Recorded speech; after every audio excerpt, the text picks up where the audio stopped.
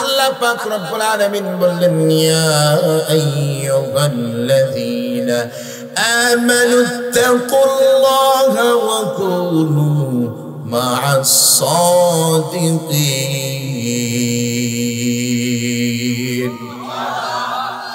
আমর ইবনে আস রাদিয়াল্লাহু তাআলা ডাক দিল, খ্রিস্টান দলপতি, আল্লাহর পয়গম্বর শিক্ষা দিয়েছেন তাকুল্লাহ, আল্লাহর ভয় করতে হবে, আল্লাহ তাআলাকে ভয় করতে হবে। আমরা আল্লাহর পয়গম্বরের কাছ থেকে শিক্ষা পেয়েছি। আল্লাহ পাক রব্বুল আলামিন আয়াতে কারিমার ভিতরে জানিয়েছেন আকুনু মা'আস সাদিকিন। আল্লাহ পাক রব্বুল আলামিন জানিয়েছে তোমরা সত্যবাদী যারা তাদের সংস্পর্শে থাকো। আরে আমরা দুনিয়ার ভিতরে এমন একজন ব্যক্তির কাছে ছিলাম যেই ব্যক্তিকে কাফির বেঈমান মুশরিকগুলো সাদিক বলেছে, সুবহানাল্লাহ বলেন, সত্যবাদী বলেছে, আল আমিন বলেছে। এমন একজন পয়গম্বরের কাছে আমরা শিক্ষা অর্জন করেছি। এই পয়গম্বর আমাদেরকে শিক্ষা দিয়েছেন আমানতু বিল্লাহ ওয়া মালাইকাতিহি ওয়া কুতুবিহি ওয়া রাসূলিহি। আল্লাহর পয়গম্বর শিক্ষা দিয়েছেন আল্লাহ তাআলার কিতাবের উপর ঈমান রাখো। দুনিয়াতে যত নবী রাসূল আসছে প্রত্যেকটা নবী রাসূলের উপর ঈমান রাখা প্রত্যেকটা মুমিনের কর্তব্য।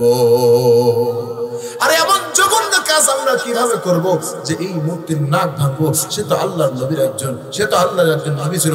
এমন জঘন্য কাজ আমরা করতে পারি? মুসলমান বন্ধুরা আমার কথাগুলো দিল দিয়ে বুঝবেন। খ্রিস্টান দলপতি ডাক দিয়ে বলে, ও আমর ইবনুল আস, এত সে তো বুঝি না, আগে না কে বিচার হবে তারপরে তোমার সাথে যুদ্ধ হবে। আমর ইবনুল আস রাদিয়াল্লাহু তাআলা ডাক দিয়ে বলে, ও আল্লাহর গোলাম, তুমি কোন পদ্ধতি তুমি বিশ্বাস করো, কোন পদ্ধতিতে তুমি শাসন করতে চাও, বিচার করতে চাও বলো। বলে আগে চৌরাস্তার ভিতরে তোমাদের নবী মুহাম্মদের একটা মূর্তি বানানো হবে। এই চৌরাস্তার ভিতরে মূর্তিটা বসে তার নাকটা কর্তন করে দেব। এর মাধ্যমে তোমার নবীর সাথে অপমান হবে, প্রতিশোধ নেওয়া হবে। নাউজুবিল্লাহ। আমর ইবনে আস রাদিয়াল্লাহু তাআলা ডাক দিয়ে বলে, খ্রিস্টান দলপতি, আমি আল্লাহর নবীর সাহাবী আমর ইবনে আস জীবিত থাকবো আল্লাহর নবীর মূর্তি বানাবা, এটা কোশ্চেন করো, আমি আমর ইবনে আস মেনে নিতে পারি না। আল্লাহু আকবার। আর আসতে বলেন আল্লাহু আকবার। আল্লাহর পয়গম্বরের সাহাবী ডাক দিয়ে বলে, খ্রিস্টান দলপতি, কিছু সময়ের জন্য তুমি ধরে নাও যে তোমাদের নবীর নাকটা আমি কেটেছি। আল্লাহর নবীর অপবাদ, আল্লাহর নবীর দোষটা নিজের কাঁধের উপরে চাপায় নিছে। এটা মুমিনের খাসলত, এটা মুমিনের অভ্যাস। অথচ আমরা এমন মুমিন হয়েছি আল্লাহর পয়গম্বরকে গালি দেয়, আল্লাহর পয়গম্বর ইজ্জতের উপর আঙ্গুল তোলে, অথচ আমি আপনি মুসলমান নারায়ে তাকবীর পরে আল্লাহর পয়গম্বরের বিরুদ্ধে যে কথা বলেছে তার বিরুদ্ধে প্রতিবাদ করার মতো দুঃসাহস আমার নাই। তাহলে বুঝতে হবে আমার দেহের ভিতরে সরিষা দানার মতো ঈমান আর অবশিষ্ট না। এই ঈমান নিয়ে আল্লাহর নবীর সাথে জান্নাতে যাও। আমর ইবনে আস রাদিয়াল্লাহু তাআলা আনহু, আমি আমার তাজা নাক দেওয়ার জন্য প্রস্তুত হয়ে গেছে। খ্রিস্টান দলপতি বলে, চলা। খ্রিস্টান দলপতি বলতেছে, আরে যদি কোন দলপতি, যদি কোন সেনাপ্রধান তার নাকটা কাটা দেয়, আচ্ছা বলেন তো দেখি তার সাথে কি আর যুদ্ধ করার দরকার আছে? মুসলমান ইমানদার আল্লাহর গোলাম কথাগুলো দিল দিয়ে বুঝবেন। আমর ইবনে আস রাদিয়াল্লাহু তাআলা নাকটা কাটবে, নাক কাটার জন্য জাল্লাদকে নির্দেশ দেওয়া হয়েছে, ও জাল্লাদ আমর ইবনে আসের নাক কেটে দাও। আমর ইবনে আসের নাক কাটার জন্য যখন রেডি হয়ে গেছে, পিছন থেকে শত শত সাহাবায়ে কেরাম চোখের পানিগুলো ছেড়ে দিয়েছে। চোখ দিয়ে মুক্তার দানার মধ্যে টপ টপ টপ টপ করে পানি পড়ে। সাহাবায়ে কেরাম গুলো আল্লাহ পাক রব্বুল আলামিনকে ডাক দিয়ে বলে, আল্লাহ, একটু মুহাব্বতের ডাক দেন, আল্লাহ, দুহাত তুলে মুহাব্বতের ডাক দেন, আল্লাহ। আর জোরে মোহাব্বতে ডাক দেন আল্লাহ। সাহাবায়ে কেরাম ডাক দিয়ে বলে মালিক বিনা দোষে দোষী বানায়া আল্লাহর নবীর নাক কেটে দিবে। আল্লাহ কলিজা বানাইতে পারি না। আল্লাহর পয়গম্বরের সাহাবীগুলো দোয়া করেছে, নাক কাটার জন্য রেডি হয়ে গেছে। আমর ইবনে আস রাদিয়াল্লাহু তাআলা আনহু চোখ দিয়ে মুক্তার তারার মধ্যে টপ টপ টপ টপ করে পানি পড়ে। খ্রিস্টান দলপতি ডাক দিয়ে বলে আমর ইবনে আস তোমার নাকের প্রতি এত মায়া, এই নাকের মায়া নিয়ে নাক কেটে ফেলবো, এই নাক কাটার মায়া তুমি কাঁদতেছো, এই নাকের মায়া নিয়ে তুমি আবার যুদ্ধ করতে আসছো। আমর ইবনে আস রাদিয়াল্লাহু তাআলা আনহু নাক দিয়ে বলে খ্রিস্টান দলপতি নাকের জন্য কাঁদি না, আমার আল্লাহ পাক রব্বুল আলামিন দুনিয়াতে ইসলাম প্রচার করার জন্য কোরআন নাজিল করেছে। আল্লাহর নবীর কিছু সাহাবী আছে, কিছু উম্মত আছে, ইলাই কালিমাতুল্লাহকে বাস্তবায়ন করার লক্ষ্যে আল্লাহর নবীর ইজ্জতকে বাঁচানোর জন্য কিয়ামতের ময়দানে হাসরের ময়দানে আল্লাহর পয়গম্বরের ইজ্জতকে বাঁচানোর জন্য দুনিয়ার বুকে এক লাখ নয় কল্লা কাটা মুমিন হয়েছে। আল্লাহু আকবার বলেন। কল্লা কাটা মুমিন হয়েছে, কল্লা নিয়ে আল্লাহর পয়গম্বরের সামনে দাঁড়াবে। ও খ্রিস্টান দলপতি শুধুমাত্র কেবলমাত্র না কাটা মুমিন হয়ে দাঁড়াবো, আমার বড় আফসোস হইতেছে। এই আফসোসের কারণে আমি বড় কন্দন করতেছি। অবাজান আমর ইবনে আস রাদিয়াল্লাহু তাআলা আনহুর কথা শোনার পর খ্রিস্টান দলপতি বড় চটে গেলেন, বড় রেগে গেল। খ্রিস্টান দলপতি নাক দিয়ে বলে ও জাল্লাদ তার নাকটা কেটে দাও। নাকটা কাটার জন্য যখন রেডি হয়ে গেছে, হাজার হাজার খ্রিস্টান দলপতির ভিতরে খ্রিস্টান একজন পাদ্রী দাঁড়ায় গেছে। নাক দিয়ে বলে খ্রিস্টান দলপতি খবরদার খবরদার আমর ইবনে আসের নাক কাটিও না। আল্লাহু আকবার বলেন। খবরদার খবরদার আমর ইবনে আসের নাক কাটিও না। নাক কাটার যদি দরকার হয় এই যে দেখা দেখো আমাদের নবী ঈসা নবীর নাকটা আমার হাতে, নাক কাটার দরকার হলে আমার নাকটা তুমি কেটে দাও। খ্রিস্টান দলপতি ডাক দিয়ে বলে ও আল্লাহর গোলাম তুমি না আমাদের নেতা, তুমি না আমাদের পাদ্রী, তোমার কথা মতো আমরা চলি, এমন জঘন্য তোমার কাজটা তুমি কেমনে করতে পারলা? ও মুসলমান ইমানদার আল্লাহর গোলাম, ইমানের কত পাওয়ার, আল্লাহর নবীর ভালোবাসার কত পাওয়ার। আল্লাহর গোলাম ডাক দেবে আরো বহুত আগেই তো নবীর প্রতি ঈমান আনতে চাইছিলাম, কিন্তু সুযোগ হয় নাই। আজকে যখন জিহাদের কথা চলে আসছে, ও মুসলমান ইমানদার আল্লাহর গোলাম, আজকে যখন জিহাদের জন্য চলে আসছে, আমি তাদের ঈমানটা পরীক্ষা করতে চাইলাম, তাদের নবীর প্রতি তার কেমন ঈমান এরা একটু যাচাই বাছাই করতে চাইলাম। এই জন্য তার নাকটা কেটে নিয়েছি। আর এই যে জাতি তার নবীর নাক কাটা তো দূরের কথা, মূর্তি বানাইতে দিতেই রাজি না। কৃত্রিম নাকের পরিবর্তে নিজের তাজা নাক দিতে রাজি হয়ে যায়। এমন জাতি কোন সাধারণ জাতি হতে পারে না। আমি আর কাল বিলম্ব করতে চাই না। ও আমর ইবনে আস, তুমি আমাকে এখনই কালেমা পড়ে দাও। সাথে সাথে কালেমা পড়ে মুসলমান হইছেন। এক আমর ইবনে আসের ঈমান দীপ্ত কথার কারণে, এক আমর ইবনে আসের নবীর ভালোবাসার কারণে একসাথে 50,000 কাফের বেঈমান মুসলমান হয়ে গেছে। নবীকে এভাবে অনুসরণ করতে হয়, এভাবে ভালোবাসতে হয়, নিজের জান প্রাণ সবকিছু বিলিয়ে দিবে। তারপরেও বান্দা কখনো বাতিলের সামনে মাথা নত করবে না। আল্লাহর নবীর ইজ্জত লুণ্ঠন হবে, কোন মুমিন কখনো ঘরে বসে থাকতে পারে? মুহতারাম হাজিরিন, আল্লাহ রাসূল সাল্লাল্লাহু আলাইহি ওয়াসাল্লামের ভালোবাসার নির্দেশ দিয়েছেন কে? আল্লাহ তাআলা নির্দেশ দিয়েছে। এই জন্য আমার যতক্ষণ সময় আছে, সুযোগ আছে, এর ভিতরে কিছু কথা বলে শেষ করবো ইনশাআল্লাহ। যতক্ষণ সময় আল্লাহ তাআলা দিয়েছে, যে হায়াত আল্লাহ তাআলা আমাকে দিয়েছে, এই হায়াতে জিন্দেগির ভিতরে বান্দা আল্লাহ পাক রব্বুল আলামিন, আল্লাহ পাক রব্বুল আলামিন পয়গম্বরের যে আদর্শকে যদি আমি বাস্তবায়ন করতে পারি, মুসলমান নিঃসন্দেহে আল্লাহ পাক রব্বুল আলামিন আমাকে আপনাকে ছাড়া আল্লাহর নবী জান্নাতে যাবে না। ঠিক কিনা বলেন? আল্লাহ রাসূল সাল্লাল্লাহু আলাইহি ওয়াসাল্লাম বলেছেন, মান আহাব্বা সুন্নতি ফাকাদ আহাব্বানি ওয়া মান আহাব্বানি কানা মাই ফিল জান্নাহ। আল্লাহ রাসূল বলে, মান আহাব্বা সুন্নতি, যেই ব্যক্তি আমার সুন্নতকে মহব্বত করলো, ওয়া মান আহাব্বানি, সেটা আমি পয়গম্বরকে মহব্বত করব। মান আহাব্বা সুন্নতি ফাকাদ আহাব্বানি, যে ব্যক্তি আমার সুন্নতকে মহব্বত করলো, আমি কথা দিলাম আমি তাকে মহব্বত করব, ভালোবাসবো। শুধু তাই নাই, ওই উম্মতকে ছাড়া আমি নবী আল্লাহর জান্নাতে যাব। তাহলে আল্লাহর নবীকে সুন্নতকে অনুসরণ করার দরকার আছে না নাই? দাড়ি রেখে না কেটে, এ যুবক দাড়ি রেখে না কেটে। মাঝখানে একটা কথা ছিটে গেছে, ওই যে বলতেছিলাম যে যুবকের মুখে যদি দাড়ি থাকে, কোনো মেয়েকে যখন বিয়ের প্রস্তাব দেওয়া হবে, যদি জানে এই মেয়েটা, এই ছেলেটার মুখে দাড়ি আছে, সেই মেয়েটা চিন্তা করবে, সে যদি দিনদার হয় নিঃসন্দেহে রাজি হবে, বদকার হলে সাথে সাথে না করবে। কারণ সে জানে আমার সামনে 5 ওয়াক্ত নামাজ পড়ে মুখে তারা দাঁড়িয়ে আছে, সে জেনে বুঝেই আপনার কাছে আসবে। আর যে পাঙ্কুমার্কা মহিলা যারা হবে, যে কি আমার সামনে নামাজ পড়বে, দাঁড়িয়ে রাখবে, হ্যাঁ, মুখে খোসা লাগবে, এই চিন্তা যারা করবে, তারা কখনোই আপনার ঘরে আসবে না। কথা বল না কেন?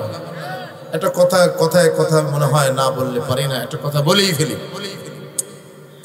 আমাকে একজন, আমার প্রতিবেশী একজন বলতেছে যে হুজুর, আপনারা দাড়ি রাখেন, এত লম্বা লম্বা দাড়ি রাখেন, বিবিদের তো কষ্ট হয়। নাউজুবিল্লাহ বললাম। তো ওনার স্বামীর আবার দাড়ি নেই। আচ্ছা বলেন তো দেখুন, যারা সপ্তাহে বা 15 দিন পর পর যারা দাড়ি কাটে, আর যাদের দাড়ি আছে, দাড়িগুলো কি শক্ত না নরম? একটু হাত দেন না, হাত দেন, শক্ত না নরম? আচ্ছা বলেন তো, এই দাড়ি যদি কোনো বিবির মুখের সাথে লাগে, ঘষা লাগে, কষ্ট হবে? হ্যাঁ, যারা সপ্তাহে 15 দিন পর পরে দাড়িগুলো কি শক্ত না? হ্যাঁ, আমি বললাম শোনেন, আলহামদুলিল্লাহ আমার বিবি তো দাড়ি দিয়ে সন্তুষ্ট, তা আপনার স্বামীর তো দাড়ি নেই, বুকে হাত দিয়ে একটু সত্য কথা বলেন তো দেখি। যখন প্রেমময় মুহূর্ত থাকে, ভালোবাসার মুহূর্ত থাকে, তখন যখন এই খসখসা দাড়ি যখন গালের সাথে ঠেলা লাগে, কেমন লাগে? সত্য করে বলেন। হেসে দিছে, আর কথা বলে না। কি তার কথা সে কি ধরা পড়ে গেছে? আসলে মূলত ম্যাক্সিমাম দাড়িদের কিছু জানেন, আজকে আপনি আপনার বিবিকে যা বলেন, এই আমি আজ থেকে দাড়ি রাখতে চাই, 5 ওয়াক্ত নামাজ পড়তে চাই, আপনার বিবি না করবে, নিষেধ করবে। নিষেধ করবে কারা? যে নামাজের পক্ষে নয়, যে বদকার, যে বেগানা চলে, যে বেপর্দায় চলে, তারা আপনাকে নিষেধ করবে। কিন্তু কোনো মা বোন যদি দিনদার হয়, তারা কখনোই আপনাকে নিষেধ করবে না। কেন? কারণ সে জানে, আরে আমার স্বামী নামাজ পড়তেছে, তার মানে আমার স্বামী আর নেশা করবে না। আমার স্বামী মুখে দাঁড়িয়ে রাখছে, তার মানে আমার স্বামী কখনো আর গুনাহ করবে না। ঠিক কিনা বলেন? মুখে দাড়ি এটা আল্লাহ তাআলার নিয়ামত। মুখে দাড়ি থাকলে অনেক গুনাহ থেকে আল্লাহ তাআলা বাঁচায়। আপনার মুখে দাড়ি আছে, বুঝেন, ভালো করে বুঝেন, মুখে দাড়ি আছে। মুখে যদি আপনার দাড়ি না থাকে, রাস্তা দিয়ে যদি একটা মেয়ে যায়, হ্যাঁ, হঠাৎ করে তাকাইছেন, আপনার মুখে কি দাড়ি নেই, তার সাথে আপনি ডেটিং করতেছেন, কেউ কিছু বলবে? বললেও তেমন কিছু বলবে না, মেয়েটাও আপনাকে কিছুই বলবে না। কিন্তু মুখের ভিতরে আপনার দাড়ি আছে। কি আছে? জোরে বলেন। দাড়ি আছে, সুন্দর করে বাস মাথায় টুপি একটা পরে, পাঞ্জাবি পরে দাঁড়াইছেন রাস্তা দিয়ে, সুন্দর একটা রঙিন যাচ্ছে, মাল একটা যাচ্ছে রে। আপনি কি মনে করছেন এই মেয়েটা উত্তরটা কি খুব ভালো দিবে? এই মেয়ে আপনাকে কি জবাব দিবে জানেন? এই নির্লজ্জ বেহায়া কোথাকার, আপনার মুখে দাঁড়িয়ে আছে, আল্লাহর নবীর সুন্নত আপনার মুখে, আপনি আমাকে মাল বললেন, বা আপনি আমাকে ইন্ডিকেট করে একটা কথা বললেন, নির্লজ্জ বেহা, আপনার কি লজ্জা লাগে না? কথা বলেন না কেন? অথবা আপনার মুখে যদি দাড়ি থাকে, আপনি ইচ্ছা করলে 4 স্টলে বসে কি ওই বেগানা নারীরা নাচতে যারা দেখতে পারবেন? আপনার বিবিকে বাধা দিবে না? দাঁড়িয়ে আপনাকে হাজারো গুনাহ থেকে বাঁচায় দেবেন ইনশাআল্লাহ। এই জন্য দাঁড়িয়ে রাখবো ইনশাআল্লাহ। কে কে দাঁড়িয়ে রাখবো দেখি, একটু হাত তুলেন তো দেখি। লিল্লাহি তাকবীর। ওই দেখেন অনেকে চিন্তা করতেছে, আমার বউ খুশি না, আমি দাঁড়িয়ে রাখবো না। হাত ওঠান, সকলে হাত ওঠান, হাত ওঠান। লিল্লাহি তাকবীর, নারে তাকবীর। আল্লাহ তোমার বান্দাগুলো হাত উঠেছে, অনেকের ইচ্ছা নাই তাও হাত উঠেছে। আল্লাহ প্রত্যেকটা বান্দার দিলের ভিতরে নবীর মুহাব্বত ঢুকায় দাও, প্রত্যেকটা সুন্নতের মুহাব্বত ঢুকায় দাও। ঘরে স্ত্রী যারা আছে আল্লাহ দিনদার বানায় দাও। আল্লাহ আল্লাহ যাদের স্ত্রী নাই যুবকদের স্ত্রীর ব্যবস্থা করে দাও। যুবকরা খুব খুশি, হুজুর শীতের দিন হুজুর কম্বল ছাড়া ঘুম হয় না। এ কথা কয় না, কে কথা কয় না? মুরব্বীরা একটু বিরক্ত হচ্ছেন মনে হয়। হ্যাঁ আল্লাহ আল্লাহ, এই যে একটা পোস্টার আসছে এটা মাঝখান দিয়ে বলে দিই, আমাদের সমাজে বিয়েকে কঠিন করা হয়েছে। কথা কন না কেন? আমাদের সমাজে একটা স্লোগান আছে, বাল্য বিবাহ নিষিদ্ধ। কথা কন না কেন? বাল্য বিবাহ নিষিদ্ধ বলে কিনা? আচ্ছা বাল্য কতক্ষণ পর্যন্ত? বলে 18 বছরের নিচে যা এরা হচ্ছে নাকি বাল্য। এটা কচি, এরা ছোট বাবু, এরা ফিটার খায়। এটা কি খায়? জোরে কন না কে? ফিটার খায়, ছোট না? অথচ আল্লাহ কি বলছেন? একটা মেয়ে প্রাপ্তবয়স্ক যখন হয়ে যায় তার বিয়ের ব্যবস্থা করো। সমাজে এমন কিছু মেয়ে আছে, এমন কিছু মা বোন আছে, দেখবেন বোন, এমন কিছু বোন আছে যাদের বয়স স্বাভাবিকভাবে 9 বছর পরে মেয়েদের গঠন পরিবর্তন হয়। কথা বলেন না কেন? 9 বছরের পরে মেয়েদের গঠন পরিবর্তন হয়। ছেলেদের বয়স 14-15 বছর যাওয়ার পরে তাদের শরীরের গঠন পরিবর্তন হয়। ঠিক কিনা বলেন? একটা মেয়ে 10 বছর 12 বছরের মেয়ে, অনেক মেয়ে এমন আছে 12 বছর বয়স কিন্তু তার চেহারার দিকে তাকায় যে মনে হয় 20 বছর বয়স। তার শরীরের গঠন এমন হয়ে যায় কি যায় না? আর অনেক নারী এমন আছে যে 20 বছর বয়স দেখে মনে হয় কেবল 12 বছর। কথা কন না কেন? আছে না? আমাদের সমাজে। হ্যাঁ, ওয়াজ ঘুরে যাবে। আপনি গুরুত্বপূর্ণ একটা মাসালা আসছে, এটা বলতে হবে। আপনি তো বিয়ে করছেন, আপনি বোঝেন নাই। যারা বিয়ে করে নাই তারাই পোষণা করছে, এটা বুঝতে হবে। এই জন্য ঘোরাচ্ছেন। একটা জিনিস বোঝেন যে 18 বছরের নিচে বিবাহ করলে কি বাল্য বিবাহ নিষিদ্ধ? আমি একটু জানতে চাই, 18 বছরের নিচে যদি বিয়ে করলে বাল্য বিবাহ হয়, এটা যদি নিষিদ্ধ হয়, তাহলে বাংলার জমিনে বাল্য প্রেম বন্ধ করতে হবে। কথা কন না করে? আইন করে যদি বাল্য বিবাহ বন্ধ করতে হয়, আইন করে আগে বাল্য প্রেম বন্ধ করতে হবে। ঠিক কিনা বলেন? আল্লাহ পাক রব্বুল আলামিন বিধান দিয়েছে, স্বাস্থ্য ভালো হয়েছে, তার সামর্থ্য আছে, বিয়ে শাদী দিয়ে দাও। সে তার স্বামীর সাথে থাকার যোগ্যতা সে রাখে, আপনি বিয়ে দিচ্ছেন না। বিয়েকে আপনি কঠিন করতেছেন। কঠিন করার কারণে এই যুবকগুলো আজকে জিনার ভিতরে লিপ্ত হয়ে যাচ্ছে। ছেলে প্রাপ্তবয়স্ক হয়ে গেছে, তার সামর্থ্য আছে, টাকা পয়সা আছে, সে চাকরি বাকরি করতেছে। হ্যাঁ, এত কষ্ট করে লেখাপড়া করাইছি, 5 বছর আগে আমার কামাই করে খাও, তারপরে তুমি বিয়ে করবা। আপনি এটা জুলুম করলেন। কসম করে বলতেছি, এই 5টা বছর আপনি বিলম্ব করার কারণে যত গুনাহ আপনার সন্তান করবে, প্রত্যেকটা গুনার পার্সেন্টেজ আপনি বাবা হিসাবে পাবেন। এই জন্য সন্তান যখন প্রাপ্তবয়স্ক হয়ে গেছে, তখন তাকে বিয়ের ব্যবস্থা করতে হবে। খালি ঠিক ঠিক বললে হবে না, স্ত্রীকে খাওয়ানোর মতো যোগ্যতাও থাকতে হবে। তোমার সামর্থ্য নাই, চাকরি বাকরি করো না, তোমার বিয়ের দরকার নাই, তুমি রোজা থাকবে। এ কথা কন না কেন? তখন তুমি রোজা থাকবে। মহতারাম হাজিরিন, লম্বা আলোচনা আমি টানতে চাই না। এই জন্য আমার মা বোন যারা আছেন, আমি মা বোনদেরকে বলবো, বেগারা নারী হওয়া যাবে না, পর্দার ভিতরে থাকতে হবে। পর্দার ভিতরে যদি না থাকেন, হাসরের ময়দানে অবস্থা কিন্তু ভালো হবে। আল্লাহ রাসূল সাল্লাল্লাহু আলাইহি ওয়াসাল্লাম যখন মেরাজ থেকে আসছেন, কোথায় থেকে?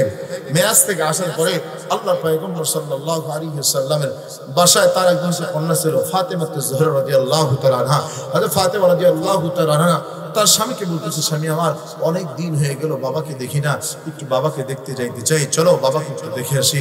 আলী রাদিয়াল্লাহু তাআলা আনহু তার স্ত্রী ফাতেমা রাদিয়াল্লাহু তাআলা আনহাকে নিয়ে আসছে বাবাকে দেখার জন্য। আল্লাহর পয়গম্বর সাল্লাল্লাহু আলাইহি ওয়াসাল্লাম ভিতরে আছেন। ফাতেমা জোহরা রাদিয়াল্লাহু তাআলা আনহা তিনি বলতেন, স্বামী আমার আপনি একটু বাহিরে থাকেন, আমি ভিতরে অবস্থা দেখে তারপরে আমি আপনাকে ডাকবো। কিন্তু আমাদের সমাজের অবস্থা কি?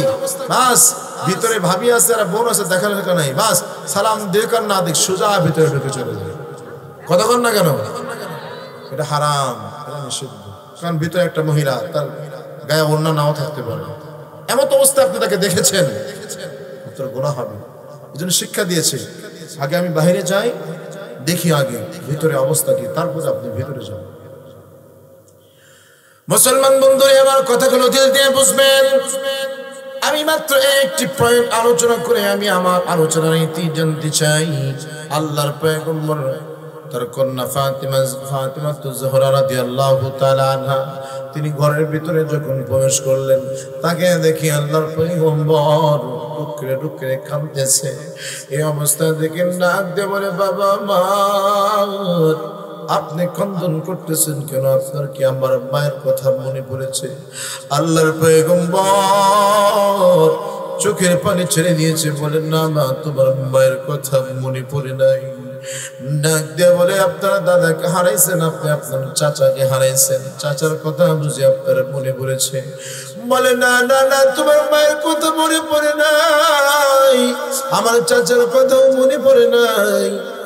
তাহলে বাবা আপনি কেন খন্দন করতেছেন? ডাক দিয়ে বলে, ফাতেমা আমি যখন মেরাজের ভিতরে গিয়েছিলাম আমি এমন কিছু দৃশ্য আমি দেখেছি, যেই দৃশ্যগুলো আমাকে বড় কাঁদতে দিতেছে। বলে কি দৃশ্য আপনি দেখেছেন বাবা একটু বলেন। বলে এই সমাজের ভিতরে সবচেয়ে জাহান্নামের ভিতরে আমি তাকিয়ে থেকে দেখলাম, জাহান্নামের ভিতরে সবচেয়ে জাহান্নামের সংখ্যা হবে মহিলা। নাউজুবিল্লাহ বলেন। আল্লাহর পয়গম্বরের কন্যা ফাতিমা জোহরা ডাক দিয়ে বলে, ও বাবা মা কি এমন কথা আপনি শুনাইলেন? আমার দিলের ভিতরে তো ভয়ের সঞ্চার হয়ে গেছে। আল্লাহর পয়গম্বর ডাক দিয়ে বলে, ইয়া ফাতিমা তো আনকিজি নাফসাকি মিনান নার, হে ফাতিমা তুমি নিজেকে জাহান্নাম থেকে বাঁচাও। ফাতিমা ডাক দিয়ে বলে, পয়গম্বর ও বাবা আপনি কি দেখেছেন আমি একটু জানতে চাই। ও আমার গোপালগঞ্জের মা বোনেরা, ও মুকসিদপুরের মা বোনেরা, দিলের কানটা লাগায় দেন, দিলটা নরম করে দেন। আল্লাহর পয়গম্বর ডাক দিয়ে বলে, ফাতিমা আমি যখন জাহান্নামের ভিতরে প্রবেশ করলাম তাকায় তাকায় দেখলাম এক শ্রেণীর মানুষ এমন আছে যাদেরকে আল্লাহর ফেরেশতাগুলো এক নদীর ভিতরে পাথর দিয়ে ঢিল মারতেছে। পাথরগুলো ঢিল মারার পরে কপালগুলো ফেটে ফিঙ্কি দিয়ে রক্ত বের হয়, ও অনেক দূরে চলে যায়। আবার যখন কাছে আসে আবার আল্লাহর ফেরেশতাগুলো পাথর দিয়ে দূরে সরায় দেয়। এই অবস্থা দেখার পর আমি জিজ্ঞাসা করলাম, জিবরাইল এমন অবস্থাটা কেন হইতেছে একটু জানতে চাই। ডাক দেয়া বলে, নবী আমার এই জালেম দুনিয়ার বুকে সুদের টাকা নিত, ঘুষের টাকা নিত, মানুষের মাথায় ঘাম পায়ে ফেলার টাকা, কষ্টের টাকা সে নিত। আমার আল্লাহ পাক রব্বুল আলামিন বড় নারাজ হয়ে গেছে, ওই ব্যক্তিকে এই শাস্তি আল্লাহ তাআলা দেয়। নাউজুবিল্লাহ বলেন। ও আমার সুদখোর বাবারা, ও সুদখোর ভাইরা, সাবধান হয়ে যান, হাসরের ময়দান বড় কঠিন ময়দান। ও মুসলমান ইমানদার, ও আমার এলাকাবাসী, ও আমার এলাকার মা বোনেরা, ও আমার মুকসিদপুরের মা বোনেরা, দিলটা নরম করে দেন। একটু সামনে যখন অগ্রসর হয়েছে আল্লাহর পয়গম্বর তাকে তাকে দেখি নারীদের চুলের উপর চুলকে দোলনা দিয়েছে, মাথার চুলটা টান দিয়ে ধরলে বলেন তো দেখি মহিলাদের মাথার চুল ধরলে তারা কি সহ্য করতে পারে? মাথার চুলের উপরে বান্দাকে বেঁধে, প্রত্যেকটা নারীকে বেঁধে এই চুলের উপরে ঝুলন্ত অবস্থায় রেখেছে, আর নিচ থেকে জাহান্নামের আগুন গুলো দাউ দাউ করে চলে। এই অবস্থা দেখার পর আল্লাহর পয়গম্বর ডাক দিয়ে বলে, ভাই জিবরাইল, ও ভাই জিবরাইল এই নারীদেরকে এমন করে কেন শাস্তি দাও একটু জানতে চাই। আল্লাহর পয়গম্বরকে ডাক দিয়ে বলে, পয়গম্বর এই নারীগুলো দুনিয়ার বুকে মাথার উপরে কাপড় রাখে নাই, চুলগুলো বের করে করে ঘোরাফেরা করেছে, যুবকদেরকে দেখাইছে, বেগানা হয়ে চলেছে। এই জন্য আল্লাহ পাক রব্বুল আলামিন এই শাস্তিটা দিয়েছেন। মুসলমান ইমানদার আল্লাহর গোলাম কথাগুলো দিল দিয়ে বুঝবে। ও আমার মা বোনেরা একটু দিলটা নরম করে দেন। আল্লাহর পয়গম্বর যখন সামনে বাড়ে আল্লাহর পয়গম্বর তাকে দেখে দেখে এমন কিছু মহিলা আছে যে মহিলাদের ঠোঁটের উপরে বসি লাগায় ওর উপরে ভাঁড় দিয়ে ওই বান্দিদের কি পুরানো হচ্ছে। আল্লাহর পয়গম্বর সাল্লাল্লাহু আলাইহি ওয়াসাল্লাম জিজ্ঞাসা করেছে এমনটা কেন করতেছে একটু বলো। আল্লাহর ফেরেশতা ডাক দিয়ে বলে পয়গম্বর এই মহিলাগুলো তাদের স্বামীর সাথে তর্কে লিপ্ত হয়েছে। এমন মহিলা বুঝি আমাদের সমাজে নাই।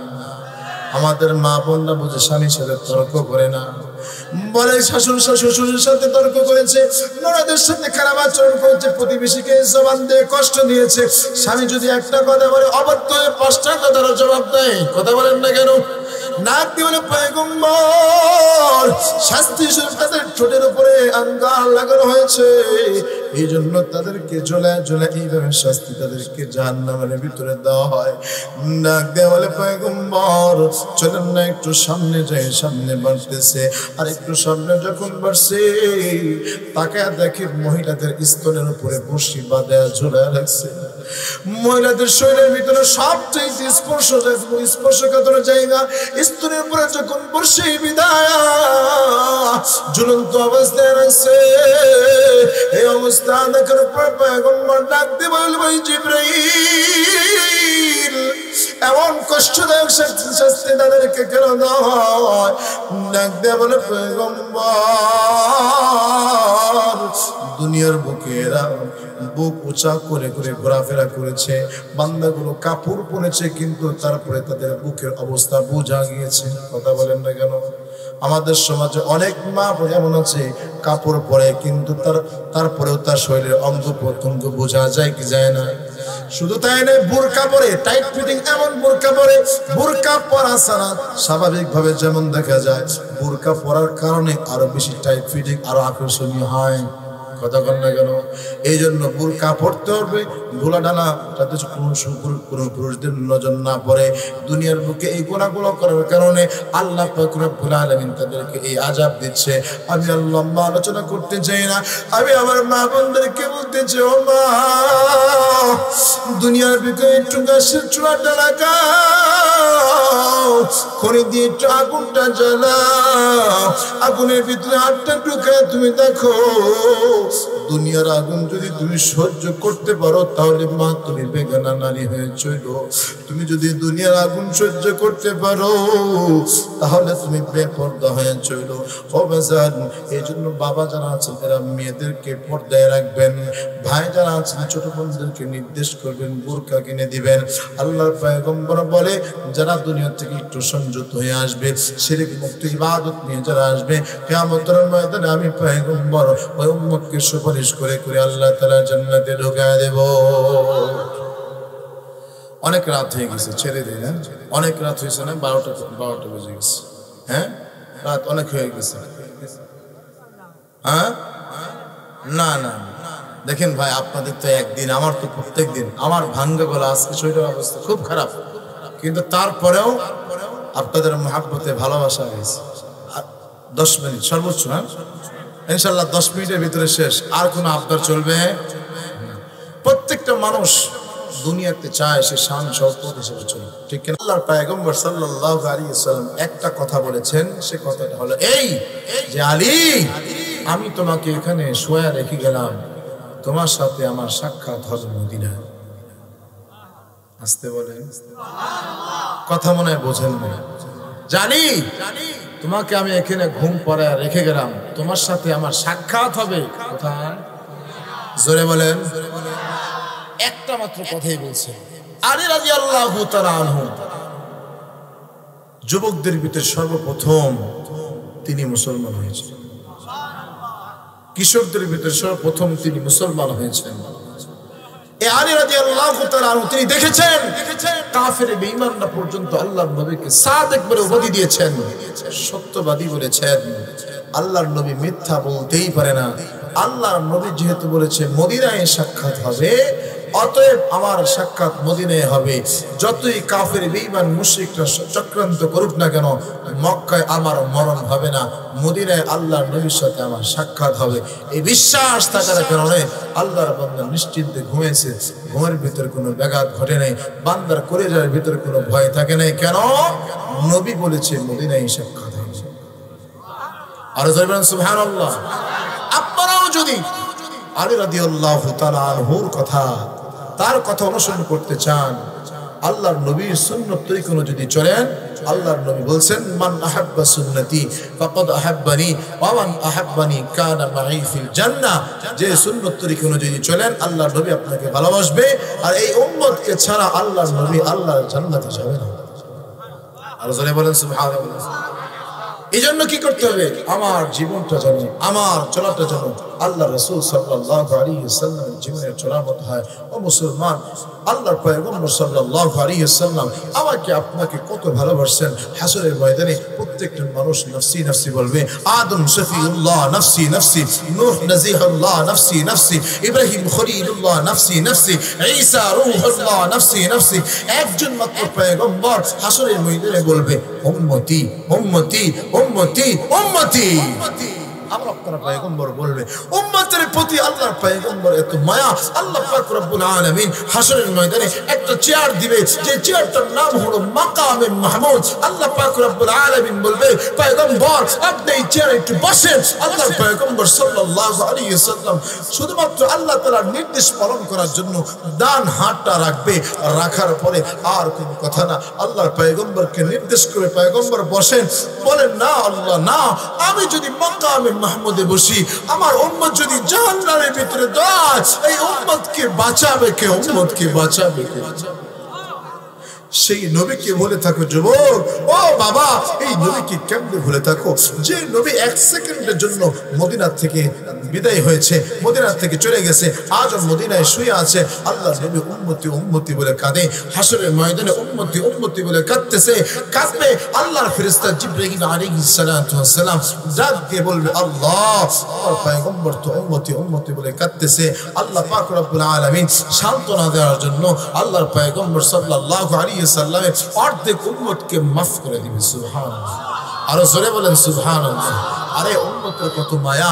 আল্লাহর পয়গম্বর সাল্লাল্লাহু আলাইহি ওয়াসাল্লাম এই যে মাকামে মাহমুদে দাঁড়ায় আছে, আল্লাহর ফেরেশতা এসে বলবে ও ফেরেশতা, ও আল্লাহর পয়গম্বর, আমি মাত্র দেখে আসলাম আপনার একজন উম্মত জাহান্নামের ভিতরে যাচ্ছে, তাকে জাহান্নামের ভিতরে টেনে নেওয়া হচ্ছে।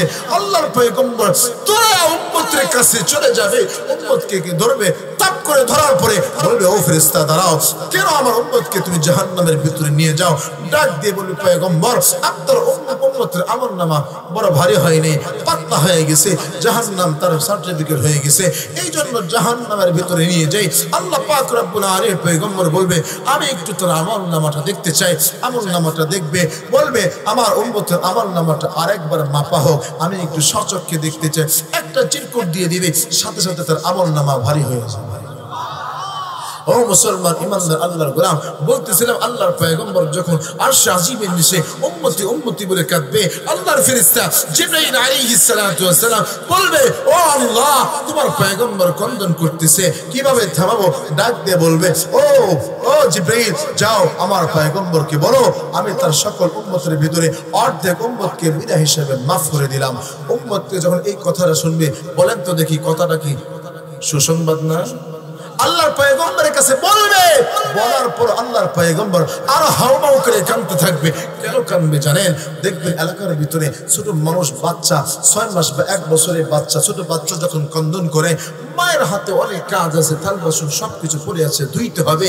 এমন অবস্থায় বাচ্চা দুধ খাওয়ার জন্য ক্রন্দন করতেছে, মা বড় বোনকে পাঠাইছে যাও আমার কন্যার কাছে যাও, আমার সন্তানকে একটু হেফাজত করো, তাকে একটু থামাও। বাচ্চার কাছে যখন যাবে, বাচ্চা যখন চক্ষুটা বন্ধ করে ক্রন্দন করতেছিল, চক্ষুটা খুলে যখন দেখে আরে আমার মা আসে নাই, আচ্ছা বলেন তো দেখি এই বাচ্চার কান্না কি বন্ধ হয়ে যায় না আরো জোরে ক্রন্দন করে? আরো জন্য ক্রন্দন করতেছে কেন? কারণ বাচ্চা জানে, আরে আমার বোন আসছে, আমার খালা আসছে, তারা আমাকে মহব্বত করে ভালোবাসে, কথা সত্য, কিন্তু আমার যে ক্ষুধা লাগছে, আমার পেটে যে আহার, এটা আমার মা ছাড়া হবে না। চক্ষু বন্ধ করে আরো জোরে হাউমাউ করে যখন ক্রন্দন শুরু করে, তখন মায়ের যত কাজই থাক না কেন, মা সব কাজ ফেলে দিয়ে আমার কলিজার টুকরা সন্তান ক্রন্দন করতেছে, সব কাজ ফেলে দিয়ে আগে সন্তানকে দুধ দেয়। কথা বলেন না কেন?